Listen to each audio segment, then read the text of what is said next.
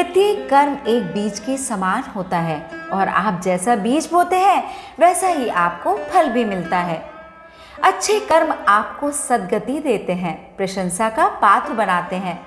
वैसे ही बुरे कर्म आपको दुख और पश्चाताप का भागी बनाते हैं। ऐसा ही हुआ इस कहानी में। इस कहानी का शीर्षक है जादुई गाय। शिवपुर नाम का एक गांव था जिसमें 2 किसान रहते थे। दोनों बहुत अच्छे दोस्त थे। दोनों बहुत अमीर थे। उनके पास 3-3 खेत थे, बहुत सारी गायें और बहुत सारी भैंसें थीं। वे उस गांव के सबसे अमीर किसान थे। लेकिन दुख की बात तो ये है कि वो इतने अमीर होने के बाद भी हमेशा दुखी रहते थे। उन्हें इससे भी अधिक धन चाहिए था, इससे भी अधिक अमीर बनना था। उस गांव में इन 2 किसानों के अलावा एक किसान और रहता था जो बहुत गरीब था। उसके पास एक छोटा सा खेत था और एक छोटी सी गाय जिसे वो बहुत प्यार करता था। गरीब होने के बाद भी हमेशा खुश रहता था। अपना जीवन शांति से जीता था।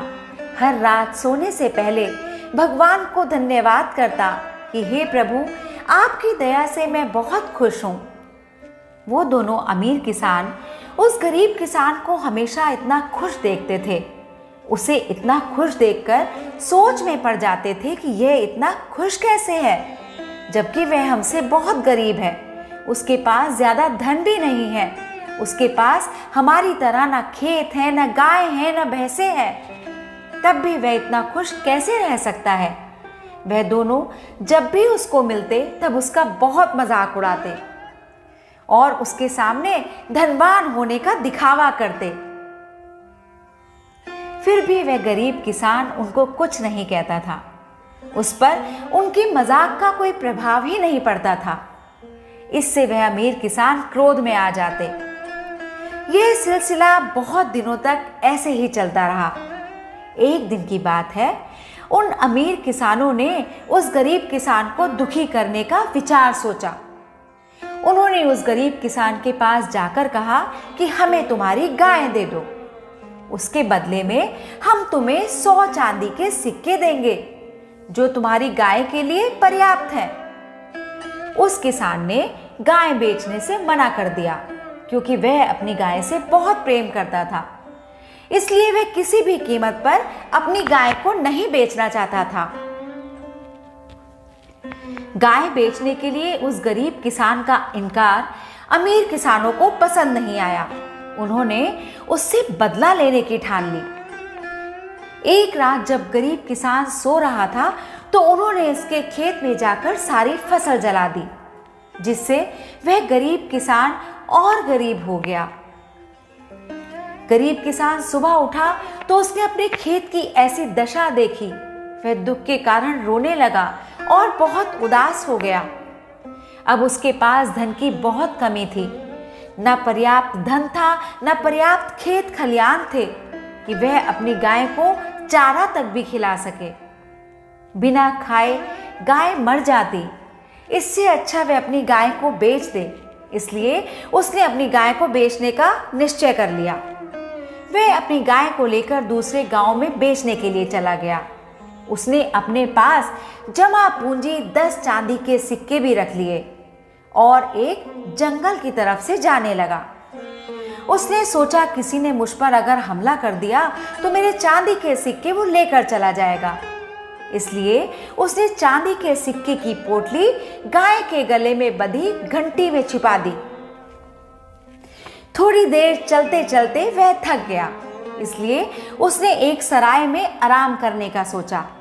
उसने अपनी गाय को सराय के बाहर बांध दिया और बांधकर सराय के अंदर चला गया। उस गाय की पोटली में से एक चांदी का सिक्का गिर गया, जिसे उस सराय के मालिक ने देख लिया। उसको लगा कि यह तो जादुई गाय है जिसमें से चांदी के सिक्के निकलते हैं। यह चांदी का सिक्का भी अवश्य ही उस गाय से निकला है। जब वह गरीब किसान आराम कर सराय में से बाहर निकला तब उस सराय के मालिक ने पूछा, हे पथिक, तुम कहाँ जा रहे हो? तब उस गरीब किसान ने जवाब दिया मैं अपनी गाय को बेचने के लिए दूसरे गांव में जा रहा हूँ। यह सुनकर वह सराय का मालिक बहुत खुश हो गया। उसने कहा, आपको दूसरे गांव में जाने की जरूरत नहीं है, मैं आपकी गाय को खरीद लूंगा। उसने उस किसान को 1000 चांदी के सिक्के दे दिए और उसे अपनी गाय देने को कहा। यह मूल्य पाकर किसान बहुत खुश हो गया। फिर भी उस किसान ने इसे भगवान का संकेत समझकर उस गाय को सराय के मालिक को दे दिया। वह किसान खुश होकर अपने गांव वापस चला गया। अपने घर जाकर बैठकर चांदी के सिक्के गिनने लगा। वह दोनों अमीर किसान आए और उस गरीब किसान के पास इतने चांदी के सिक्के देखकर चौंक गए। उसने उस गरीब किसान से पूछा कि तुम्हारे पास इतने चांदी के सिक्के कहाँ से आए? तब वह गरीब किसान मुस्कुराते हुए बोला कि उसने अपनी गाय को बेच दिया है और उसके बदले उसे इतने सारे सिक्के मिले हैं। अब वह इन सिक्कों से बहुत सारी गाय खरीदेगा, बहुत सारे खेत खरीदेगा, धन कमाएगा। ये क्या, उन किसानों की चाल अब उल्टी पड़ गई। यह जानकर अमीर किसान बहुत दुखी हो गए। तो देखा आपने, बुरे कर्मों का फल हमेशा बुरा ही होता है। हम जितना दूसरों के बारे में बुरा सोचते हैं, पलटकर हमारे पास वो सारे दुख आते हैं। ऐसी ही बहुत सारी मनोरंजक कहानियाँ अगर आप सुनना चाहते हैं तो इस चैनल को सब्सक्राइब कीजिए, लाइक कीजिए, शेयर कीजिए और हाँ, कमेंट बॉक्स में अच्छे कमेंट्स डालना मत भूलिए। धन्यवाद।